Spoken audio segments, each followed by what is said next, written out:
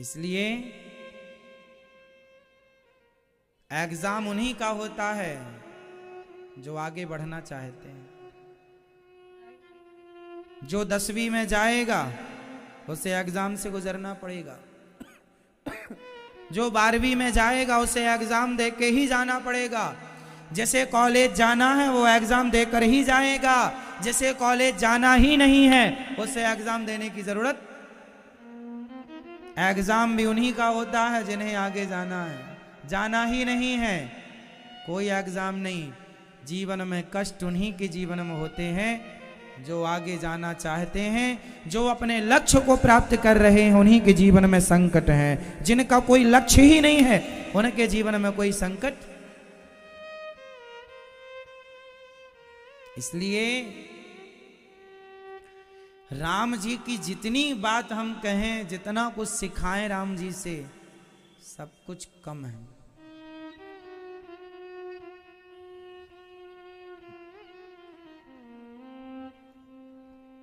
भागवत जी में धर्म का बड़ा गहराई से विस्तार है। सुखदेव भगवान को प्रणाम करते हैं। नारायणं नमस्कृत्य नरं चैव नरोत्तमं देवीं सरस्वतीं व्यासं ततो जयमुदीरयेत्।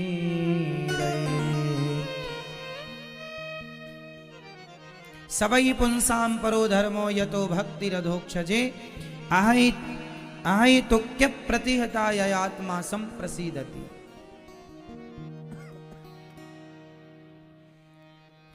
धर्म का पालन करना, अहैतुक्य प्रतिहता। कह रहे हैं सर्वश्रेष्ठ धर्म वही है जिस धर्म से भगवान में मन लग जाए, भगवान की भक्ति हो जाए, वही धर्म श्रेष्ठ है। भगवान के 24 अवतारों का वर्णन भागवत जी में। भगवान 24 अवतार से 24 घंटे भक्तों की रक्षा करते हैं, इसलिए 24 अवतार। 24 अवतार।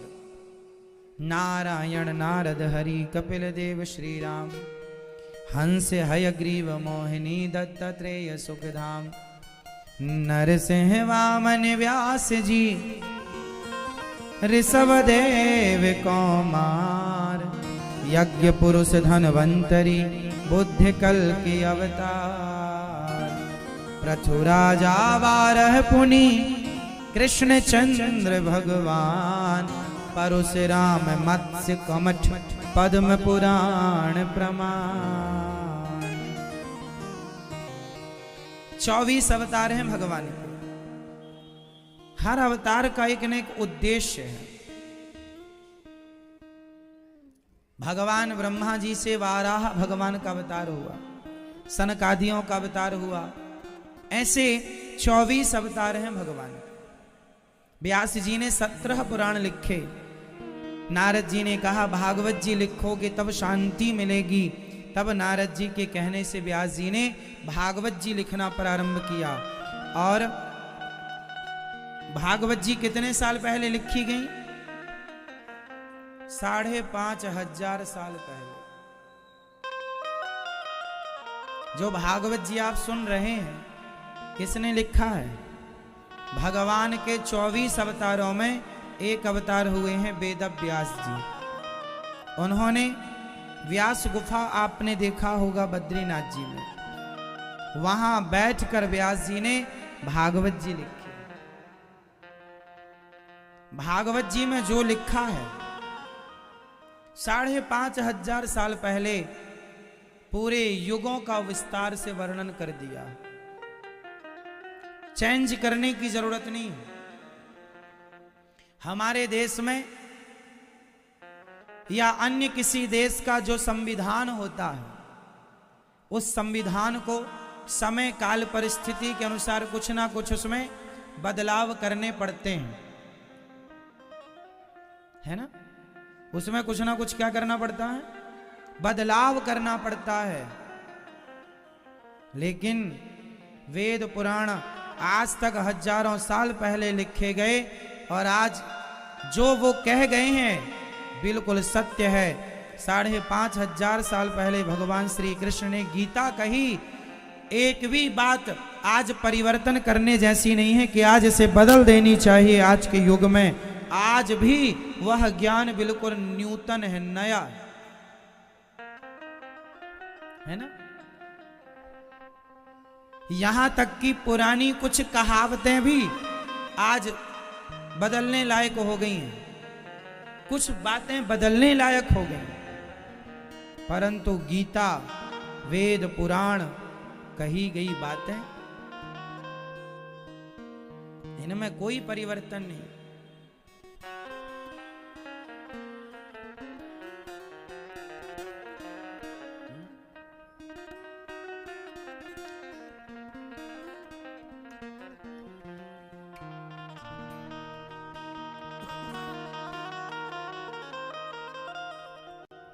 इसलिए ये जो भागवत जी श्रवण करता है वह व्यक्ति शुद्ध होकर के मन से उसकी सारी अंतरात्माएं, उसके भीतर के जितने विकार हैं सारे विकार समाप्त होकर और अंतरात्मा परमात्मा से जुड़ जाती है, मन केंद्रित हो जाता है।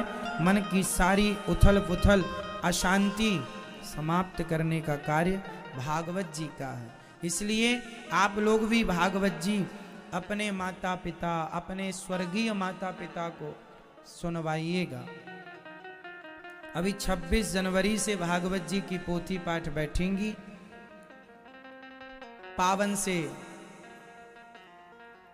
महीने में आप पोथी पाठ उनके लिए करा सकते हैं। प्रिय भक्तों, व्यास जी महाराज ने 17 पुराण लिखे।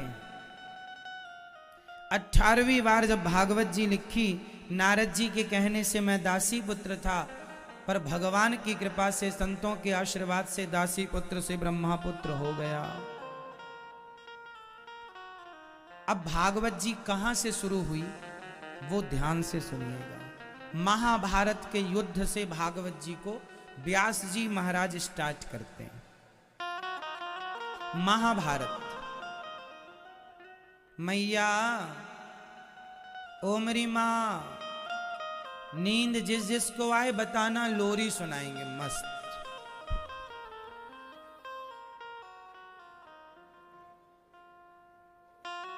जिसको भी नींद आने लग जाए,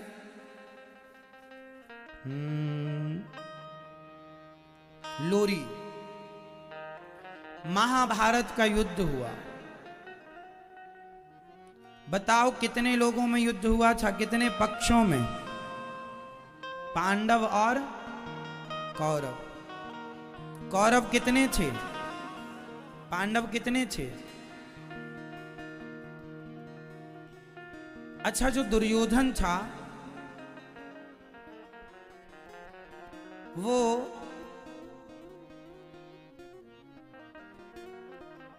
लालची था। और महाभारत का युद्ध किसके कारण हुआ है? लालच के कारण। यदि दुर्योधन के अंदर लालच ना होता तो महाभारत ना होता। लालच किसका था? उनका खुद का राज्य था हस्तिनापुर, और पांडवों को दिया था बंटवारे में इंद्रप्रस्थ। बाद में उसे बहुत अच्छा बना लिया, महलों को पूरी अच्छी प्रजा का गठन कर लिया धर्मराज युधिष्ठिर ने। तो उनकी संपत्ति को देखकर दुर्योधन की नीयत बिगड़ गई कि इनके पास तो हमसे ज्यादा धन आ गया, चलो जुआ खेल के इनका धन हड़प लेते हैं।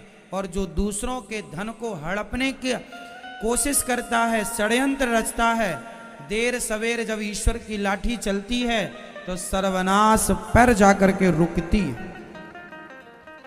इसलिए मक्खी गुड़ में गड़ी रहे, पंख रहे लिपटाए, हाथ मलहे और सिर धोने, लालच बुरी बला है। तो लालच बुरी बला है। इसलिए मक्खी गुड़ में गड़ी रहे। मक्खी लालच के कारण जाके गुड़ में बैठती है तो गुड़ तो बरसात में चिपचिपा हो जाता है, पंख उसके जरा सा गुड़ लग गया चिपक गई, कितना जितना पंख चलाएगी उतनी फंसती जाएगी। और फिर मारी गई मक्खी, किसके चक्कर में मरी? स्वाद के लालच। क्या जरूरत थी गुड़ में बैठने की?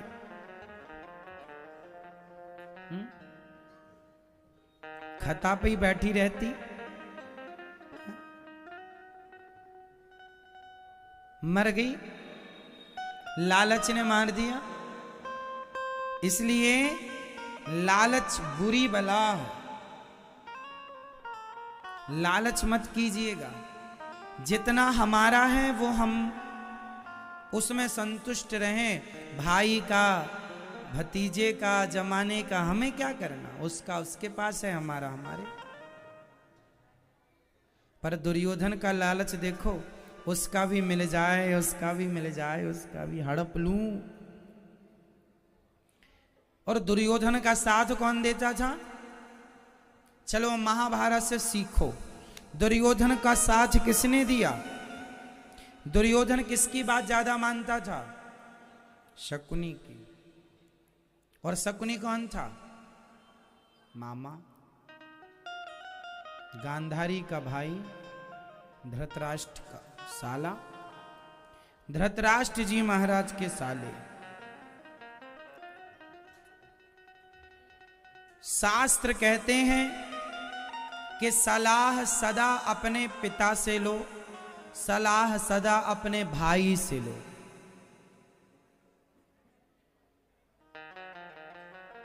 साले से सलाह नहीं।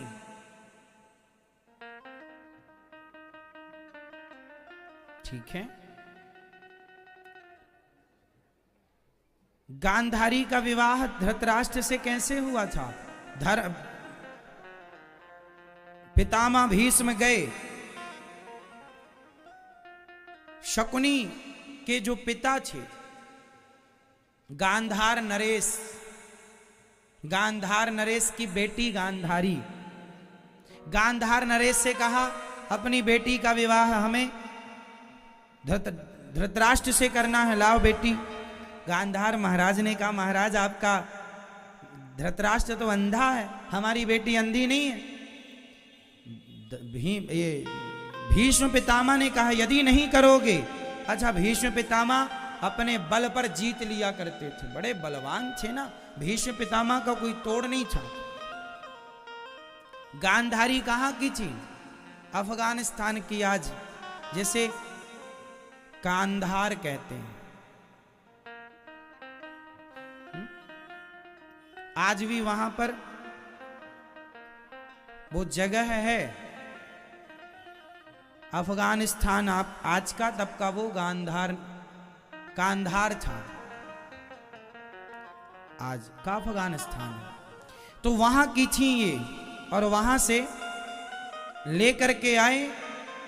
अच्छा, गांधारी को मंजूर था कि चलो मैं रह लूंगी, पर उनके पिता को मंजूर नहीं था, उनके भाई को मंजूर, शकुनी को मंजूर नहीं था। शकुनी के सारे भाई जो थे उन्हें मंजूर नहीं था। वो युद्ध करने खड़े हो गए भीष्म पितामह से। तब भीष्म पितामह ने सबको बंदी बना लिया और शकुनी के सारे भाई जेल में ही मर गए। पर जैसे तैसे गांधारी ने निवेदन करके शकुनी को बचवा लिया। शकुनी ने प्रतिज्ञा कर ली कि तुमने हमारे पूरे भाइयों को मरवाया है, मारा है, और मैं तुम्हारे वंश को नष्ट करके रहूंगा। तो इसके अंदर ईर्ष्या बहुत थी। अब जब गांधारी को मंजूर था विवाह, तो कर लेना चाहिए था। तो ये जबरदस्ती उधम मचाएं, युद्ध करने आ जाएं, तो पितामह भीष्म उनको जीत जीत के बंदी बनाने लग गए। क्या करें, फिर छोड़ देंगे तो फिर उधम मचाएंगे, तो जेल में बंद कर देते थे। भाई पहले के राजा लोग तो ऐसे, जो युद्ध करने आए माने तो समझाओ, नहीं तो जेल में बंद करके कारागार में डाल देते थे। शकुनी कसम खा लिया कि मैं इनका नाश करूंगा। इसलिए इस पूरे परिवार को उसने फूट डाली, लड़ाया भिड़ाया और अंत में सर्वनाश करके ही छोड़ा। भीष्म पितामह से बदला लेना चाहता था, पास भी हो गया, सफल भी हो गया। इसलिए कुछ दुश्मन ऐसे होते हैं जो आपके बनकर आपके आसपास रहते हैं, शकुनी जैसे। राम जी के यहां भी एक थी, क्या नाम था, मंथरा। ये भी कैकेयी के यहां से दशरथ जी को दहेज में मिली थी। दहेज का सामान अच्छा नहीं होता वैसे, क्यों? शकुनी भी दहेज में आए और ये मंथरा भी दहेज में आई। पहले तो आदमी भी मिलते थे दहेज में, दास दासियां मिलती थी। शकुनी ने जब उनके पिता मरे तो उनके पिता की हड्डियों के पासे बनाए, जो पासे फेंकते थे ना शकुनी, वो पासे हड्डियों के थे और सिद्ध पासे थे, जो कहेंगे वही पासे आएंगे। महाभारत का युद्ध क्यों हुआ? जुआ के कारण। कौरवों ने जुआ खेला, पांडवों ने जुआ खेला। जुआ जो खेलेगा नाश होगा, इसलिए जुआ से बचो। द्यूतम जुआ हुआ, परिणाम आप सब जानते हैं। द्रौपदी माता को दांव पे लगाया गया और जब द्रौपदी मां को दांव में लगाया तब द्रौपदी मां ने दोनों हाथ उठा करके भरी सभा में जब उनके वस्त्र उतारने चाहे तब द्रौपदी मां ने कहा था, हाँ पकड़ लो हाथ बनवारी, नहीं तो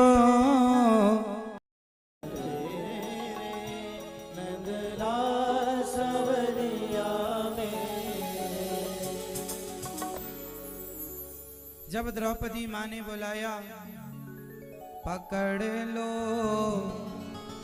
हाथ बनवारी, नहीं तो डूब जाएंगे, हमारा कुछ न बिगड़ेगा, तुम्हारी लाज जाएगी। हे गोविंद, अब तो हमारे कपड़े उतर ही रहे हैं, हमारा क्या बिगड़ेगा? जो बिगड़ना है बिगड़ गया, अब बिगड़ेगा किसका? आपका। लोग क्या कहेंगे कि जिनके आश्रित द्रौपदी थी वो नहीं आए, तब भगवान द्रौपदी की लाज बचाने नहीं दौड़े, भगवान अपनी लाज बचाने आ गए कि मेरे भक्त क्या कहेंगे, जमाना क्या कहेगा कि जिसने तुम्हें पुकारा तुमने उनकी रक्षा ना की, इसलिए ठाकुर जी अपनी लाज बचाने आ गए। क्योंकि भक्तों की लाज ही भगवान की लाज है, भक्तों का सम्मान ही भगवान का सम्मान है और भक्तों का अपमान ही भगवान का अपमान है। इसलिए भक्त और भगवान दो कहां हैं? द्रौपदी मां सबको पुकार कर थक गई। आप लोग भी वही गलती करते हैं जो माता द्रौपदी ने की। क्या गलती करते हैं? संसार को पुकारते हैं, जगत को पुकारते हैं।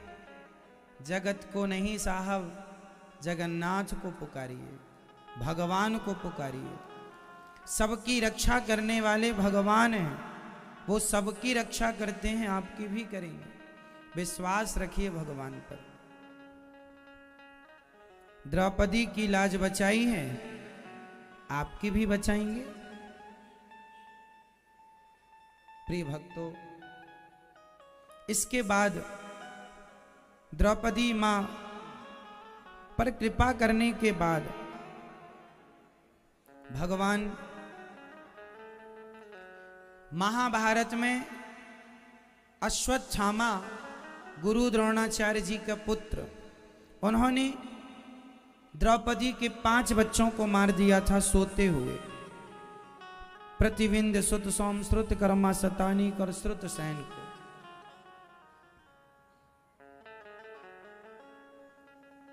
दृष्टद्युम्न को भी मारा, द्रौपदी के भाई।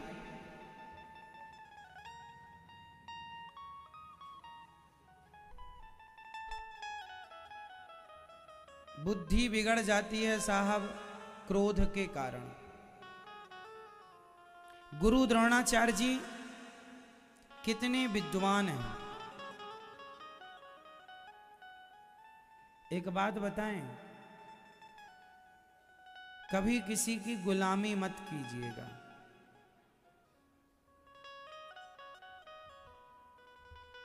कभी किसी के टुकड़ों पर मत पलिएगा। किसी के टुकड़ों पर पलोगे तो उसके लिए गलत का भी साथ देना पड़ेगा। बताओ महाभारत में वो कौन लोग हैं जो ये जानते थे कि दुर्योधन जो कर रहा है गलत था, पर साथ दिया इसलिए कि दुर्योधन के टुकड़े खाए हैं? कौन थे वो?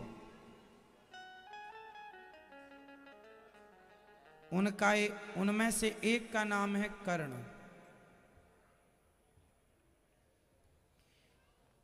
कभी अंग देश का राजा बना दिया दुर्योधन ने कर्ण को। राजा बना दिया, अच्छी बात है, मित्रता निभाई, अच्छी बात है, पर उसके बदले उसका मूल्य क्या लिया दुर्योधन ने? उसका मूल्य यह लिया कि गलत काम में भी साथ रखा उसको, कर्ण जी को। कर्ण को कह देना चाहिए कि भाई हम तुम्हारे, देखो मित्र का मतलब ये नहीं है कि आपका मित्र गलत करे तो आप उसका साथ दें इसलिए कि वो आपका मित्र है, बल्कि मित्र का धर्म यह है कि आपका मित्र गलत करे तो गलत रास्ते से सही रास्ते पर ले आओ अपने मित्र को, क्योंकि आप उसके मित्र हैं। गलत में साथ देने का नाम मित्रता नहीं है, गलत से रोकने का नाम मित्रता है। तो कर्ण को चाहिए था कि दुर्योधन को समझाते कि भरी सभा में वो किसी नारी का अपमान कर रहा था दुर्योधन, तो गलत था। तो इसमें ये भी सम्मिलित हो गए, द्रौपदी तेरे 5 पति हैं, छठा मुझे बना ले, ऐसी बातें करने लगे। गलत आदमी का अन्न खाओगे ना, तुम्हारी बुद्धि बिगड़ जाएगी। कर्ण की बुद्धि बिगड़ गई क्योंकि दुर्योधन का अन्न खाते थे। भीष्म पितामह की बुद्धि बिगड़ गई क्योंकि दुष्ट दुर्योधन का अन्न खाया, और गुरु द्रोणाचार्य जी की बुद्धि बिगड़ गई क्योंकि दुष्ट दुर्योधन का जैसा खाए अन्न वैसा रहे मन।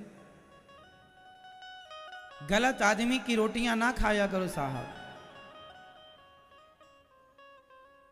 तुम कितने भी अच्छे हो, पर गलत अन्न जल मिल रहा है तुम्हें। गुरु द्रोणाचार्य जैसे महापुरुष दुर्योधन के चक्कर में पड़ के गलत अधर्म का साथ दिया।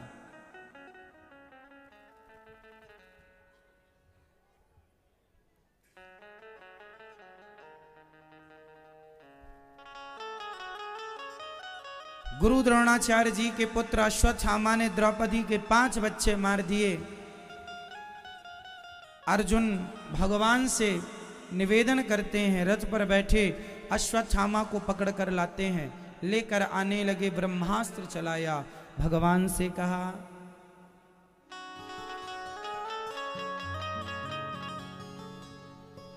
कृष्ण कृष्ण महाबाहो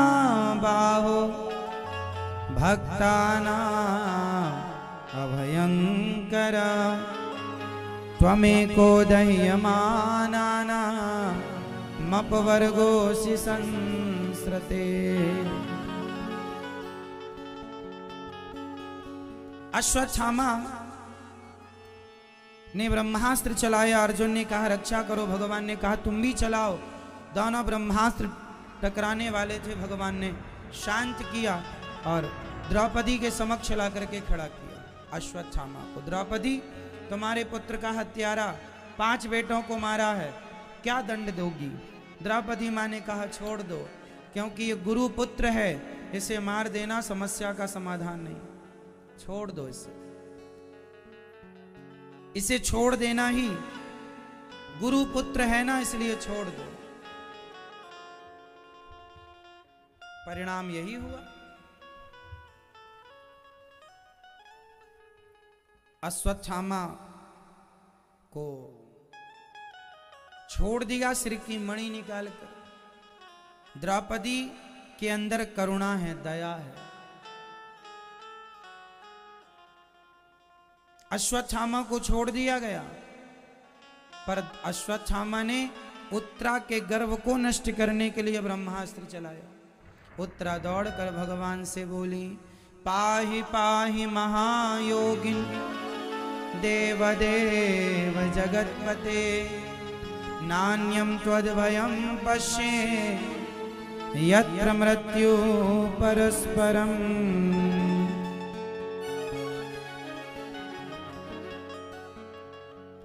हे प्रभु, मैं आपकी शरण में हूं, पाहि पाहि मुझे बचाइए, मेरे गर्भ को नष्ट करने के लिए अश्वत्थामा ने, हे जगतपति मैं आपकी शरण में हूं, हे जगदीश्वर, हे श्याम सुंदर बचाओ।